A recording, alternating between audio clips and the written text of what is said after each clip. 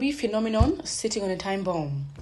Like most Nigerians, I've watched with awe the phenomenon that is the obedient dirty movement. From seemingly nowhere, Peter B, a former Anambra State governor, former vice presidential candidate, and new entrant into the Labour Party, has captured the national imagination. Like magic, he has ingrained himself into the imaginations of the youths, the elites, and ordinary Nigerians spread across the nation's geographical spectrum. The absolute nothing and without. From absolute nothing and without the backing of the political who is in the land, the Obi Dati movement has evolved into the nemesis of the established political candidates and parties.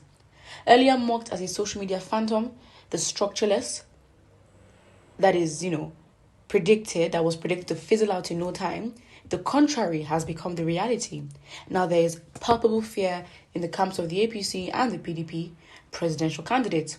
Officials of both parties spend more time attacking and denigrating the obedient movement than on selling themselves. As it is, no one in his right political senses today describes the movement as a fluke or as a Shakespearean tale, full of sound and fury, yet signifying nothing. The fear of Peter B and his running mate Dati, the potential earthshakers, is now the beginning of wisdom. Still evolving and full of possibilities, it is nevertheless far from its goals of taking over the reins of government. Critically, it is yet to ground itself in the northeast and the northwest of the country. However, despite the speed of its spread, the obedience phenomenon is a mere coincidence. Not even Peter Obi can boast that he planned or even anticipated what has become of his campaign so far. It is a chance encounter, an opportunity, an anguish, wanting a way to express itself. A frustrated body of youths and the elites caged in the hopeless political quagmire which has grounded the economy and every aspect of society, found an outlet in the ambition of Peter Obi. But the movement at first had nothing to do with Obi in the truest sense. He is just the adopted symbol of whose lifestyle and politics resonates with the groaning and wishes of people. On him and on his running mate is now vested the frustrations, hopes, and expectations of nearly 200 million Nigerians. A heavy national burden rests on their shoulders. They now embody the dreams, the aspirations, the future, at least in the thinking of their supporters. At no time in the nation's recent history has the hope of an entire country been invested in an individual as we have now. The #EndSARS movement has reincarnated in the obedience movement. Recall that nearly 2 years ago, there was an insurrection of the youth who vented their frustration in mega rallies, mostly at the Lekki toll gate, and in Abuja, Enugu, and some other cities. The immediate bone of contention was the brutality of the Special Police Unit Special Anti-Robbery Squad, SARS. SARS operatives arrested, detained, robbed, maimed, and killed at will with apparent impunity. Immediate cause of the protest, however, was the viral video of a young man allegedly being killed by SARS operatives.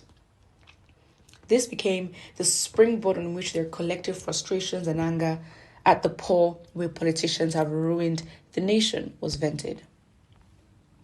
After days of massive protest, the Buhari government on October 20th, 2020, ordered a scorched earth action against the protesters who were singing the national anthem and waving the Nigerian flag. A yet to be determined number of them were allegedly slaughtered by the military who were deployed to end the protest. And in that crazy night of bullets and bloodshed and tears, the youths were pummeled and driven off the streets.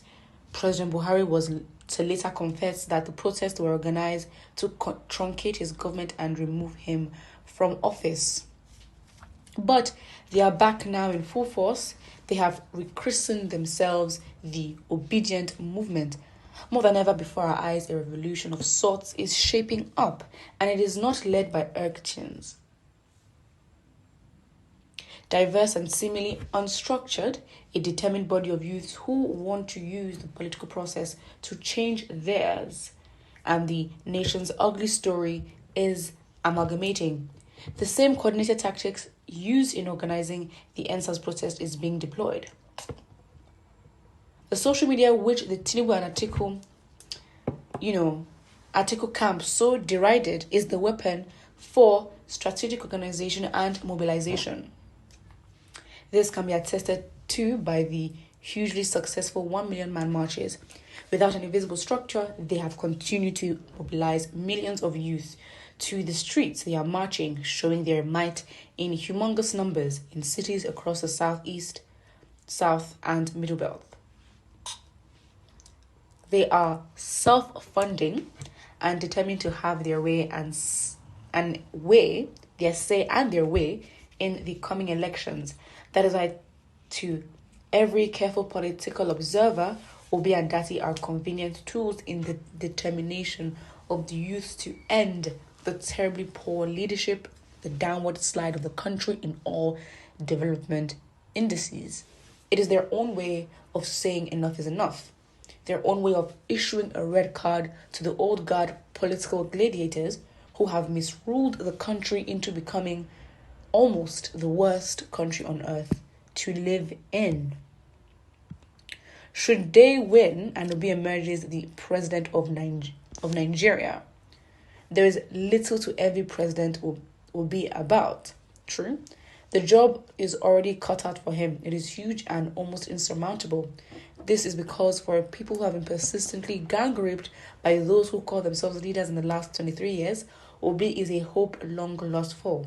On him will be placed the all-encompassing virtues of a messiah, a superman, a magician, with the wand to right all wrongs, fix all the problems bedeviling the people. They will hold him to his rhetorics, the solution canvassed, and opportunities promised. They would hold him to a working, better Nigeria, forgetting the huge bottomless rot he will inherit. However, should the dream of a better way of governing, of a better caring, selfless leadership conceal into a victory for the Obi Dati ticket, one thing is sure: they can only be foundation builders.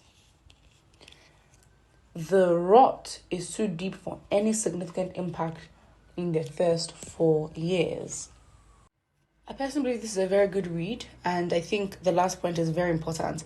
Really, let's be honest. The pressure being placed on Peter Obi is very much, okay, let's be realistic. He's not a magician. But I think what the Nigerian youth can also understand is, what Peter Obi has said, he has been very realistic. Especially electricity, he said, yes, we're going to hold him to his rhetorics, and accountability for sure for the people will be well exercised if things do go wrong. But, for example, the electricity and his, aim to solve that problem and, production or generation, of electricity, he says he should at least do that, by his first tenure. That's by 4 to 5 years. That's what he says. So really, he also understands that, listen, it's not going to be easy. And Nigerians also, in their bid for things to change, also have to understand that if you're going to make Peter Obi the Messiah only, he's not just going to snap his fingers and things will change. It also requires work from the citizens. But let's see what happens. But what you think, and don't forget to like and subscribe.